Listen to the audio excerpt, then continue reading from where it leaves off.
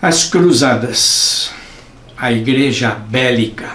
A primeira cruzada surge com o Papa Urbano em 1095 e, desde o século IV, as peregrinações à Terra Santa se tornaram cada vez mais populares. Mesmo antes do surgimento do costume de visitar os túmulos dos mártires no aniversário de sua morte.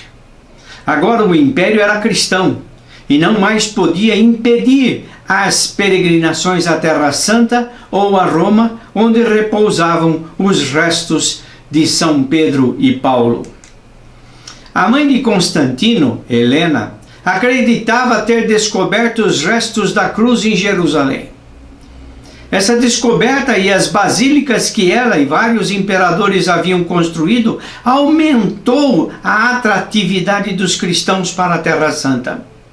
Apesar de vários que atacaram o desconhecido, dizendo que era superstição e que havia mais mérito em ficar em casa e fazer o bem do que ir a algum lugar distante por razões religiosas. Perceba aí um processo que essa Helena começou a desenvolver, que era essa coisa de encontrar relíquias, pedaço da cruz, depois pregos da cruz. Foi um negócio muito terrível o que aconteceu. Apesar dessa oposição, durante a Idade das Trevas, como é chamada a Idade Média, as peregrinações se tornaram cada vez mais populares e foram consideradas uma forma apropriada de penitência para certos pecados. Em alguns documentos do século VII, nós os vemos incluídos nas penitências de que são legais impor a um pecador. O mais prestigiado, tanto pela distância quanto por sua importância histórica, era a Terra Santa. Perceba-se então que na confissão, dependendo do tipo de pecado, haviam as coisas que o sacerdote impunha como forma de ser liberado deles, as penitências, e uma das mais, vamos dizer assim, consagradas, uma das mais poderosas, era a peregrinação à Terra Santa. Urbano II fez um discurso notável para motivar as pessoas a lutar ao lado dos cruzados contra os muçulmanos que estavam na Terra Santa e a dominavam. À medida que as tropas do Papa se deslocavam pela Europa, contratando mais pessoas para irem à Palestina, houve respostas entusiásticas de guerreiros na França e na Itália. Muitos foram motivados por razões religiosas, mas também por outras relacionadas ao ganho econômico e pela aventura de recuperar os locais de peregrinação da Palestina que haviam caído nas mãos dos muçulmanos. Quando os árabes assumiram os lugares sagrados do cristianismo, algumas pessoas temiam que as peregrinações à Terra Santa não mais acontecessem. Mas a maioria dos governantes árabes era extremamente benevolente para com os peregrinos cristãos que continuaram a se reunir em Jerusalém e nos lugares sagrados. Os árabes perceberam que permitir as peregrinações era uma fonte de lucro, de recursos. É provável que os guerreiros se sentissem virtuosos ao matar um inimigo não cristão. O massacre de árabes que tomaram a Terra Santa cristã podia parecer um ato de serviço a Deus.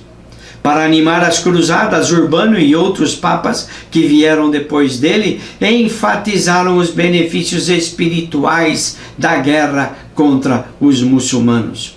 Urbano garantiu que os guerreiros entrariam no céu diretamente, ou que teriam uma redução no tempo que passavam no purgatório. Mas o imperador sentiu-se ameaçado. O imperador via os guerreiros vestidos de ferro como uma ameaça ao seu trono.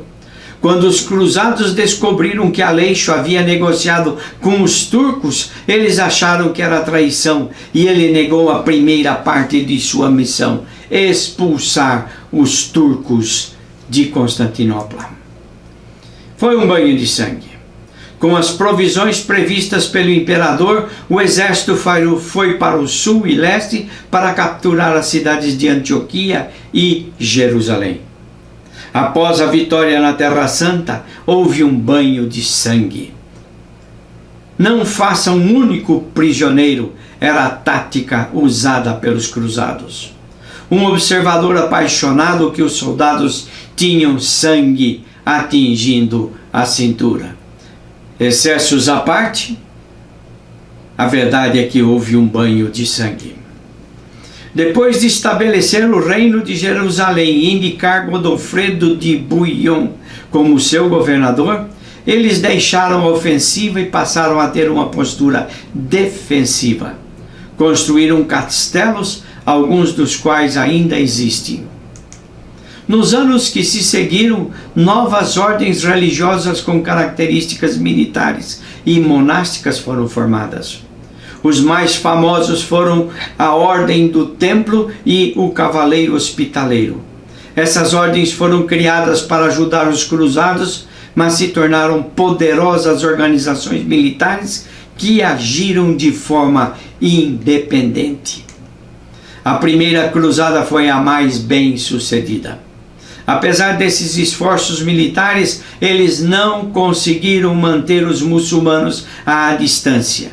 Em 1291, tropas muçulmanas capturaram a cidade do Acre, encerrando definitivamente as cruzadas.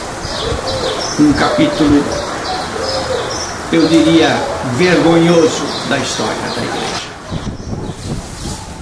E conhecer as cruzadas é uma forma de entender como não se deve tratar os não cristãos. A máxima do Evangelho é amar a Deus e ao próximo acima de todas as coisas. E Jesus Cristo ensinou que devíamos amar até os inimigos.